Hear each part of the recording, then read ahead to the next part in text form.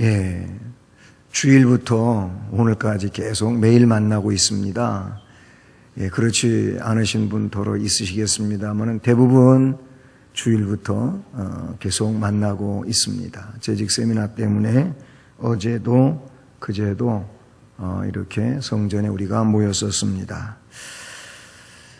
예, 말씀을 통하여 우리가 늘 새로워지고 또 하나님의 은혜 안에서 언제나 주님이 기뻐하시는 삶으로 나아가는 우리 모두가 되기를 축복합니다.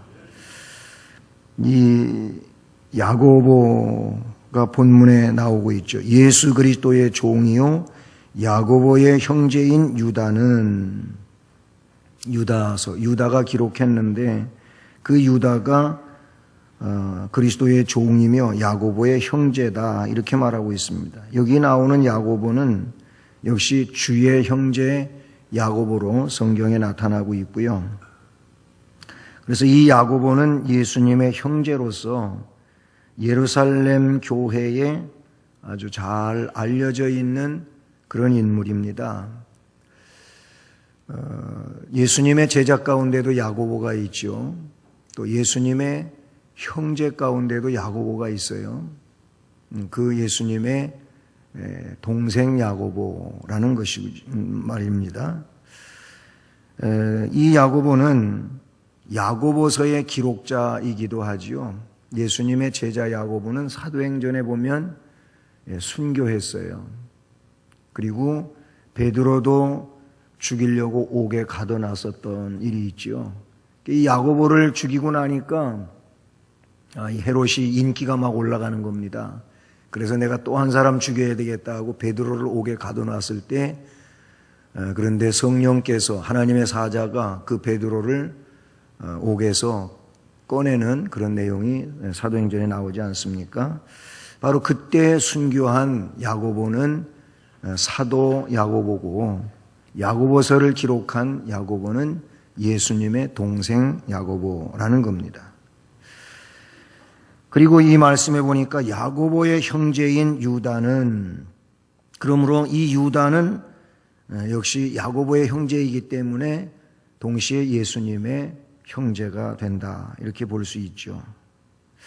이 야고보와 유다 두 사람은 예수님의 승천 후 사도들과 함께하는 삶을 살게 되고요. 그리고 성령의 또 능력을 힘입고는 전도 사역자로서 전도하는 일을 위해서 역시 생을 바친 그런 인물들이라고 볼 수 있습니다. 오늘 우리는 이 유다서를 기록하고 있는 예수 그리스도의 종이며 야고보의 형제인 유다. 이 유다에 대해서 좀 더 살펴보면요. 유다라고 하는 이름은 성경에 야곱의 12아들 중에 네 번째 아들 유다라는 이름이 창세기에 언급이 되고 있죠. 이 유다의 이름 뜻은 찬송이라는 뜻입니다. 찬송함. 유다를 낳고 찬송한다. 하나님을 찬송한다고 하는 그런 의미에서 이름을 지었어요. 이 유다라고 하는 이름은 그러니까 굉장히 가치 있는 이름이죠. 아주 고귀한 이름이죠. 명예로운 이름이다. 이렇게 말할 수가 있어요. 그런데 그 이름과 똑같은 사람으로서 악인도 성경에 나오잖아요. 대표적인 인물이 가룟 사람 유다, 가룟 유다. 가룟 유다는 거기 가룟은 지역 이름을 말하는 겁니다. 그의 무슨 이름의 연속인 것이 아니고 가롯 지방의 유다 그런 의미인데요. 이 유다는 말 그대로 예수님을 은30에 팔아먹은 악인이잖아요. 그러니까 똑같은 이름인데도 굉장히 훌륭한 삶을 산 사람이 있고 또 굉장히 악하게 결말을 이렇게 맺은 사람도 없지 않아 있습니다. 똑같은 이름이 가장 훌륭한 사람에게도 붙여졌고 똑같은 이름이 정말 악한 사람에게도 붙여지고 있었음을 우리가 이름을 통해서 알 수 있다는 사실이죠. 부모님이 자녀를 낳고 아들이든 딸을 낳고 역사 속에 있는 아주 역사를 빛낸 훌륭한 이름, 그 이름을 우리 아이들도 훌륭한 사람 되라고, 그런 사람과 같이 되라고 이름을 지어준다고 해서 똑같이 그런 사람과 같이 되는 건 아닙니다. 그건 소망사항이죠. 부모의 희망사항이다, 이렇게 볼 수가 있어요. 역사를 빛낸 이름이 훌륭한 이름인 반면에 그런 이름을 가진 또 다른 안 좋은 일을 했던 사람도 같은 이름 안에 있다고 볼 수 있다는 사실이죠. 그러니까 훌륭한 이름을 따서 이름을 짓는다고 훌륭하게 되는 것만큼은 아닌 것입니다. 그래서 우리의 미래상에 관해서 어떤 이름을 짓는다고 그 이름을 그렇게 지었으니까 그렇게 될 것이다 하고 단정 짓는 일은 사람으로서는 할 수 없는 일이죠. 이름이 잘못돼서 그렇게 되는 게 아니고 그 이름 때문에 그렇게 되는 게 아니다, 그런 얘기예요. 그냥 그 사람이 삶을 잘못 사니까 잘못되는 것이지 이름을 잘못 지어서 그런 거 아닌데, 사람은 이름 탓을 많이 해요. 그리고 또 풍수지리설에 관계해가지고 조상의 묘를 잘못 써가지고 또 문제가 된다, 이런 얘기도 있단 말이에요. 근데 사실은 그렇게 주장하는 사람들에게는 그런 것 같이 보여지지만은, 그러나 하나님의 그 섭리와 원칙에서 우리가 보게 되면은 그런 것과는 상관이 없어요.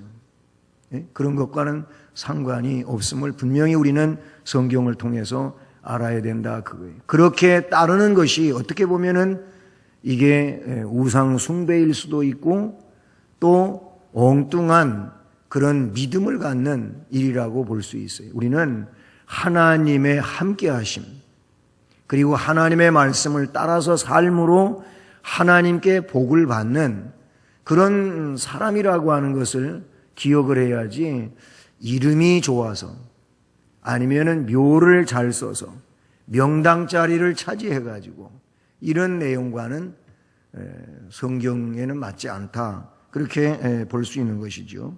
그러니까 이 유다라고 하는 이름도 성경에 보면 그래서 아주 완전히 상반된 그런 내용으로 나와요. 그러나 말씀드리고자 하는 것은 이 가룟 유다가 예수 그리스도의 배반자이며 살인자인 반면에 본서신의 기록자인 유다는 본문에 나타나고 있는 것처럼 예수 그리스도의 종, 예수 그리스도의 종, 이 종이라고 자신을 그렇게 드러내고 있는데, 그렇게 자신을 예수 그리스도의 종이라고 말하는 이 내용 가운데에는 그리스도에 대한 일편단심의 충성을 나타내고 있다, 이렇게 볼 수 있는 거예요. 이 종이라고 하는 말은 그냥 주인에게 절대적 충성을 그렇게 나타내는 사람이 종이거든요. 근데 그렇게 하지도 않으면서 나는 예수 그리스도의 종이다, 이거는 더 좀 무서운 얘기가 아닐 수가 없지요. 그래서 유다는, 이 서신의 기록자인 유다는 예수 그리스도의 종이라고 그렇게 단언하여 말씀에 기록하고 있음을 보게 됩니다. 이 예수 그리스도의 종으로 스스로 부르고 있는 이 내용은 매우 명예롭게 스스로 여기고 있는 겁니다. 나는 예수 그리스도의 종이라고 말할 때, 종이라고 하는 그 단어 자체에는 사람들이 별로 호감 갖지 않는 내용이지만, 적어도 예수 그리스도의 종이라고 하는 이 부분에 있어서는, 그리스도인으로서는 이건 굉장히 명예로운 거예요. 영광스러운 겁니다.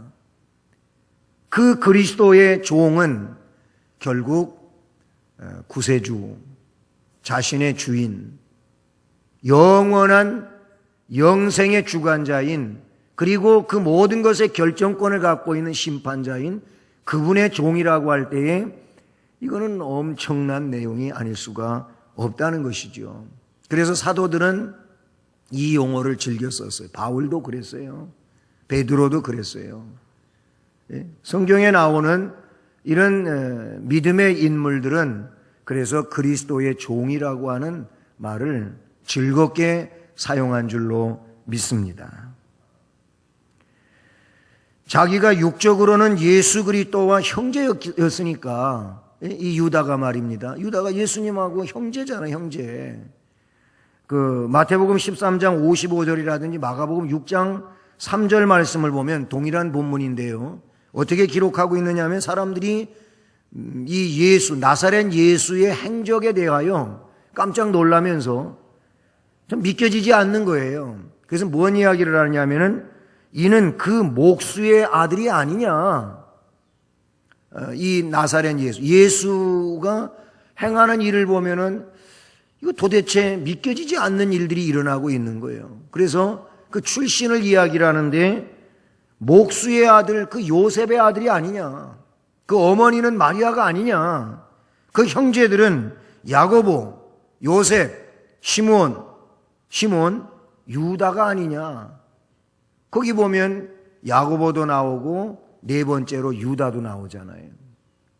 그러니까 앞에도 말씀을 드렸지만 야고보도 그러하지만 이 유다도 예수님하고 형제지간이에요.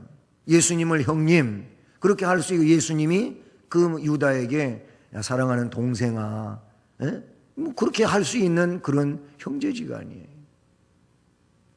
물론 예수님은 성령으로 잉태되신 분이지만 특별 생육법으로 땅에 오신 분이지만 그 다른 형제들은 보통 생육법으로 태어난 거죠. 요셉과 마리아의 사이에서 태어났지만 예수님은 그런 과정을 거치지 않았음을 우리는 마태복음에서 너무 잘 알고 있는 그런 내용 아닙니까? 어쨌든 마리아의 몸에서 태어난 그런 형제들이에요. 그렇기 때문에 나는 예수님하고 형제지간이다 뭐 이렇게 말할 수도 있었겠지만 그런 주장을 하지 않고 이런 권리를 포기하고 오히려 그의 종인 것을 자랑으로 여기고 있다는 거예요. 할렐루야. 우리에게 있어서는 내가 예수를 믿음으로 어떤 명예를 얻었다 이런 내용보다 우리가 그보다 좀 역으로 생각하는 게 이게 신앙의 오히려 좋은 모습이 아닐까 이런 생각을 하게 돼요. 무슨 얘기냐면 내가 예수를 구주로 믿음으로 나는 그 예수님의 종이 됐다. 나는 그 예수님의 머슴이 됐다. 나는 그 예수님의 심부름꾼이 됐다. 이런 의식을 갖고 그 주님을 더 영화롭게 하기 위하여 섬기는 이런 일은 너무나도 훌륭한 신앙 인격의 모습이라고 생각합니다. 근데 이게 그렇지를 않고 나는 예수를 믿어가지고 하면서 어떤 위치를 이야기하고 그런 어떤 경제 문제를 이야기를 하고 아니면 어떤 높은 위치에 올라간 이런 내용들을 이야기하고 하다가 보면 그게 자칫 교만이 될 수가 있고 또는 예수님에게 누가 될 수가 있는 거예요. 우리는 보다 더 낮아진 자리에서 그 예수님을 섬기는 이런 자세와 이런 의식이 정말로 중요한 일인 줄로 믿습니다. 그리고 그렇게 예수님을 우리가 또 영화롭게 하고 섬기면서 살면은 그 자신이 너무너무 행복하고 그리고 거기에 대한 자부심을 갖게 되는 거예요. 그것이 주님을 섬기는 자들에게 있는 신앙적 행복이라고 볼 수 있는 것이죠. 자신이 예수 그리스도의 종이라고 하는 이 사실은 어떻게 보면 가장 겸손한 모습이라고 볼 수 있겠죠. 그리고 신실한 사역자에게는 그렇게 예수 그리스도를 높이 인정하고 그리고 그분의 종으로 산다고 하는 것은 크나큰 명예가 아닐 수 없는 겁니다. 사도들은요, 그래서 사도이기 이전에 종들이라고 표현을 했고요, 여전히 종의 입장에서 그 주님을 섬기면서 모든 것을 주께 드리기를 즐거워했던 모습을 우리가 볼 수 있습니다. 유다에 대해서 알 확실한 자료들은 이 유다서 외에는 더 이상 나타나지 않고 있는데요. 그런데 이 에우세비오스라고 하는 로마 황제 도미티아누스가 다윗의 자손을 모두 죽이라고 명령한 때의 일을 그 에우세비우스라고 하는 사람은 이렇게 글에 기록하고 있어요. 이단자 중에 어떤 자들이 그리스도의 형제인 유다의 자손을 고발했다. 여기 나오는 유다는 유다서를 기록한 유다를 말하는데, 이단자들 중에서 어떤 자들이 그리스도의 형제인 이 유다의 자손을 고발을 했는데, 왜냐하면 그들은 다윗의 가계의 사람들이었기 때문이고, 그리고 그런 다윗의 가계의 사람으로서 또한 그리스도와 관계가 있기 때문이다. 이런 이유를 달고 있어요. 그러니까 다윗의 자손을 모두 죽이라고 할 때 이 유다의 자손들도 죽여야 된다. 이런 얘기가 있었다는 것이죠.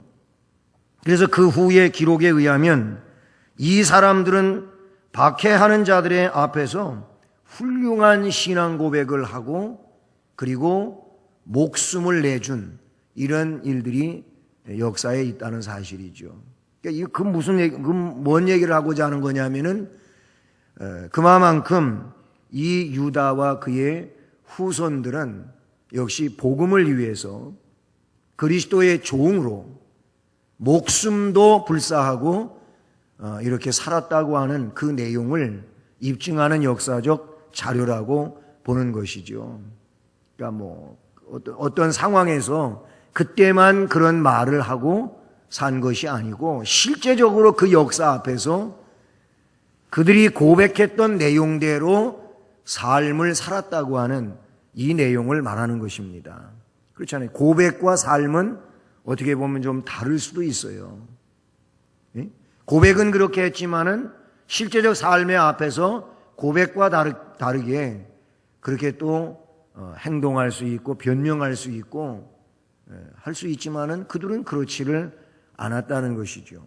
고백에 일치하는 이 믿음은 매우 훌륭한 우리 하나님을 영화롭게 하고 그리고 하나님 나라에서 정말로 영원히 빛날 이런 일들이 아닐 수가 없다. 그런 얘기죠.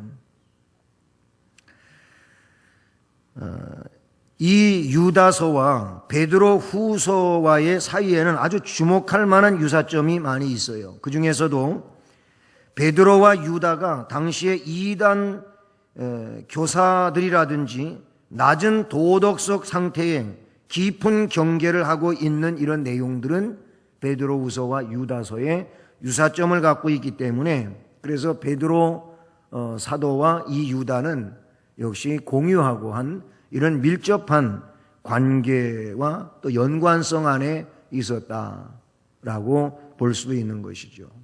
그래서 베드로 사도도 그러하고 유다도 그러하고 그 내용을 서로 공유하면서 이런 시대 속에서 성도들을 어떻게 이끌 것인가 하는데 공통점을 갖고 있었다고 하는 것을 보게 됩니다. 우리 또한 이 시대를 살아가면서 우리가 이 시대 속에서 시대적 영적 승리를 위해서 이렇게 서로 공통점을 갖고 공유하는 일은 매우 중요한 일이라고 생각합니다. 나에게도 그 비슷한 어려움이 있는데 서로 이야기하면서 우리 그러니까 이런 어려움이 서로 있지만 어떻게 하면 이런 어려움을 우리가 신앙적으로 극복할 것인가에 대해서 서로 공유하고 함께 기도하고 격려하고 또 때로는 밀어주고 이끌어주고 하면서 그때를 믿음으로 승리해내는 일은 우리 성도가 서로 함께 해야 될 그런 일들인 줄로 믿습니다. 그리고 이 말씀에서 보면 유다서의 수신인에 대해서 이야기하고 있어요. 유다서의 수신인을 보면 예수 그리스도의 종이요 야고보의 형제인 유다는 부르심을 받은 자, 곧 하나님 아버지 안에서 사랑을 얻고 예수 그리스도를 위하여 지키심을 받은 자들에게 편지하노라. 아멘. 나 유다는, 예수 그리스도의 종이며 야고보의 형제인 나 유다는 누구에게 이 편지를 보낸다, 이런 내용이지 않습니까? 그 전체적인 내용은 뭐냐면 부르심을 받은 자들에게 이 편지를 보낸다는 거예요. 말씀에 부르심을 받은 자 그랬어요. 여러분, 하나님 아버지 안에서 또 사랑을 얻은 자, 이렇게 이어져 가고 있는데요. 사도는요, 그리스도인이 되도록 부르심을 입은 자들에게 대해서 말하고 있어요. 이 그리스도인들은 이번 재직 세미나에서 전체적인 주제가 그리스도인이었어요. 그리스도인. 근데 이 그리스도인은 말 그대로 하나님의 선택된 하나님의 백성들이거든요. 근데 이 그리스도인이라고 하는 속에는 어떤 의미가 있느냐 하면은 교회가 있는 거예요. 교회. 그리고 교회는 뭐냐 하면은 부르심을 받은 자들 혹은 빼냄을 받은 자들, 이런 뜻이거든요. 교회라고 하는 그 용어가 자체가 에클레시아라는 것이죠. 무엇으로부터 불러냄을 받았다, 그런 뜻이란 말이에요. 그러면 어디에서 불러냄을 받았습니까? 세상에서 불러냄을 받았다. 영역이 다른 거예요. 세상에 있지만 같은 세상이 아니에요. 하나님이 함께 하시고 은혜로 역사하시는 이 위치를 말하는 것이지요. 글로 불러내셨어요. 또 이 내용을 달리 말하면 멸망의 죄로부터 불러냄을 받은 거예요. 그리스도인이 되었다고 하는 것은 이렇게 부르심을 입은 거예요. 교회에 소속이 되게 된 거예요. 교회는 그리스도의 몸이잖아요. 그렇죠? 그리스도의 몸인 교회에 소속하고 있는 교회의 지체가 되었다고 하는 것은 이미 세상에서 불러냄을 받은, 빼냄을 받은 이런 자들이라고 볼 수가 있다는 사실이죠. 그래서 부르심을 받은 자에게 이 편지를 보낸다. 동시에 그 부르심을 받은 자를 다시 나눠서 이야기를 하는데 하나님 아버지 안에서 사랑을 얻은 자라고 말하고 있어요. 하나님 아버지 안에서 사랑을 얻고 라고 말하고 있는데, 하나님 아버지 안에서 사랑을 받은 자들은 결국은 하나님의 선택된 백성들 또는 구원의 백성으로 이미 예정되어 있는 자들, 그래서 하나님의 은혜 또 성령의 역사하심 속에서 이제 성화되어 가는 자들, 거룩하게 구별되어 가는 자들, 유효하게 부르심을 받은 자들, 이런 의미예요. 하나님의 사랑을 받은 자들이라고 하는 건 그런 내용이에요. 우리가 이 하나님의 사랑을 받지 않았으면은 하나님의 자녀로서 우리가 살아갈 수가 없는 거예요. 하나님의 사랑을 받은 하나님의 자녀이기 때문에 하나님께서 이들에게 긍휼의 은혜를 허락해 주시고 이들에게 성령의 충만함을 허락해 주시고 또 말씀의 지혜를 더해 주시고, 그래서 세대 속에서 그 시대를 분별하며 살아갈 수 있는 은혜 안에 나아가게 해주시는 줄로 믿습니다. 그러므로 우리가 물론 성화의 과정을 거치게 될 때에는 우리의 노력도 거기에 필요한 거예요. 칼빈의 그 구원의 서정 가운데서 이야기할 때 소명, 중생, 회심, 신앙, 칭의, 양자, 이 6가지 단계까지는 이것이 그냥 그걸 꼭 굳이 순서를 말하자면 그런 순서로 열거하겠지만은 이거는 함께 동시에 일어나는 내용인 것이죠. 이 6가지가. 그래서 하나님의 부르심을 받은 자들은 결국은 뭐냐면 하나님의 이 자녀가 된다고 하는 거예요. 그럼 하나님의 자녀가 된 자들에게 그 다음에 일어나는 일이 뭐냐면 성화의 과정이 오는 거예요. 7번째로다가. 이 성화는 한순간에 일어나는 게 아니거든요. 앞에 내용 6가지는 한순간에 일어나는 것이지만 성화는 일생 동안 일어나는 거예요. 일생 동안 그래서 점진적으로 점점점 성화되어 가는 것이죠. 근데 이 점점 성화되어 가는 이 내용에 우리의 전적인 역할만을 원하시는 것도 아니고, 그렇다고 해서 하나님이 앞에 6가지 단계처럼 하나님의 주권으로 이 모든 것들을 이끌어 가시는 것도 아니에요. 그래서 우리로 하여금 너희들은 깨어 있으라, 너희들은 준비해라, 너희들은 열심을 품고 주를 섬겨라, 이런 말씀들을 해주시는 이유는 너희들의 노력으로 이 거룩한 역사를 이루어 가야 된다는 거예요. 그러나 아무리 우리가 성화를 이루어 간다 할지라도 우리의 힘으로는 하나님이 요구하시는 100%에 도달할 수 없기 때문에 하나님이 우리를 견인해 가시는 거예요. 궁극적으로 구원에 이르도록 하나님이 이끌어 가시는 거예요. 그리고 끝내 우리가 임종하게 되면 그때 우리에게 완전 성화가 입혀지는데 그것은 그리스도의 공로로 입혀지는 거예요. 그래서 그런 완전 성화로서 영화에 나아가게 된다.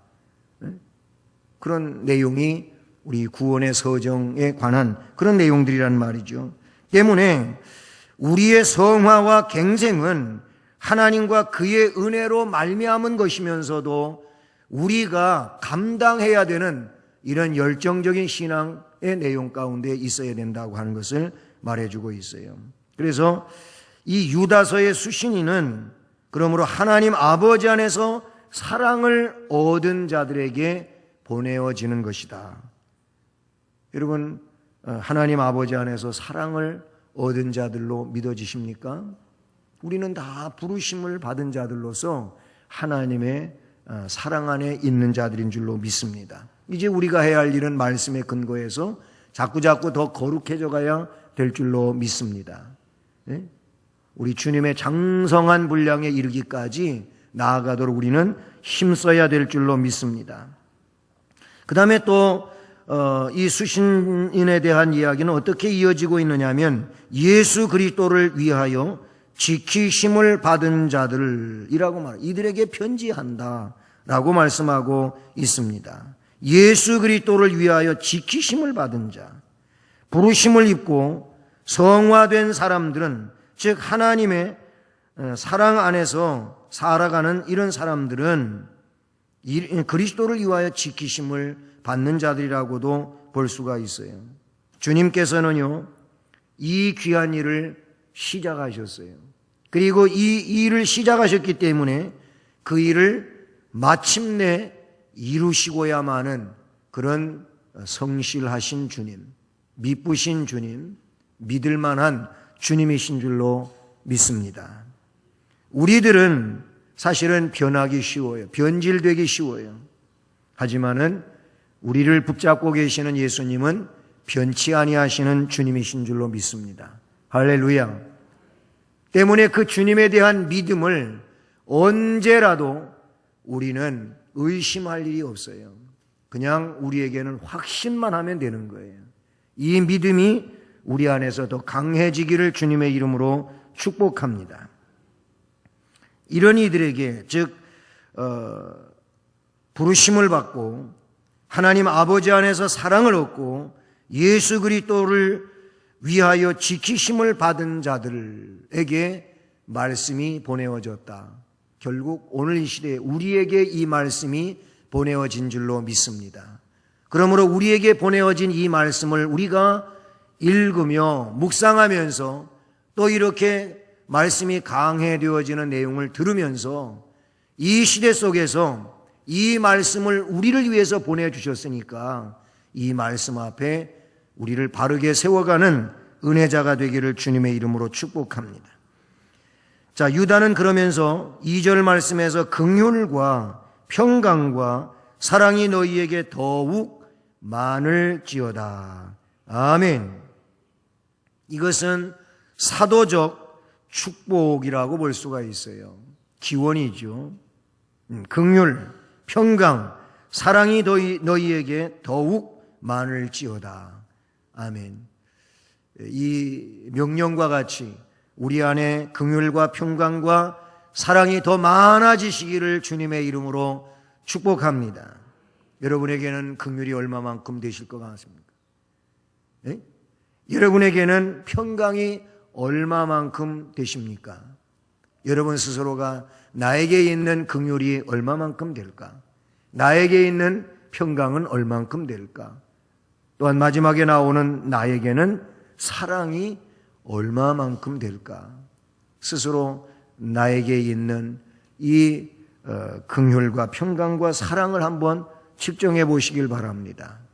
아마 나는 정말 긍휼도 조금밖에 없고 그런가 하면 평강도 조금밖에 없고 사랑도 나는 정말 모자란다.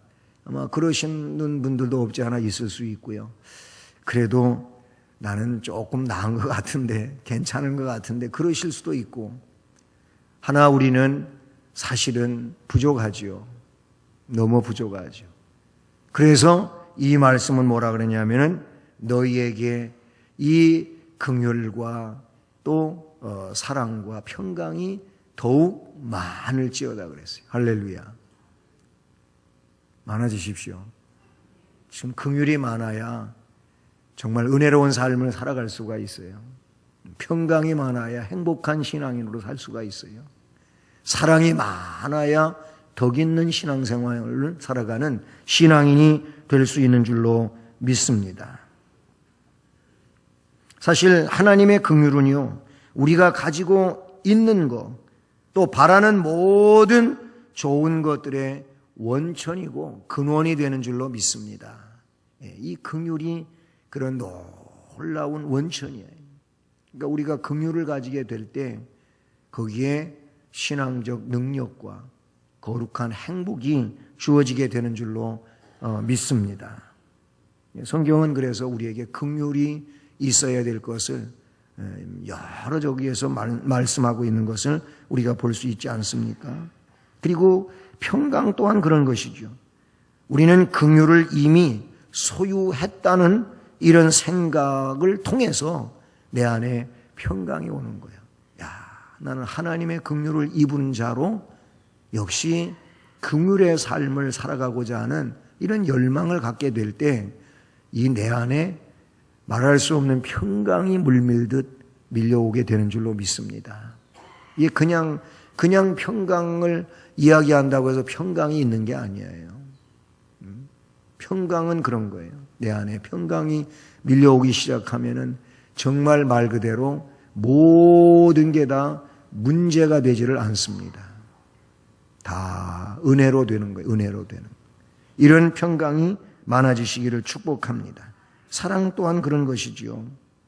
그 사랑은 우리에 대한 예수님의 사랑일 것이고 예수님에 대한 우리의 사랑일 것이고 그래서 서로를 사랑하는 우리의 형제 자매애라고도 말할 수 있는 것이죠. 이런 이들에게 그래서 아름다운 공동체를 형성해가는 그런 은혜가 부어지게 되는 줄로 믿습니다.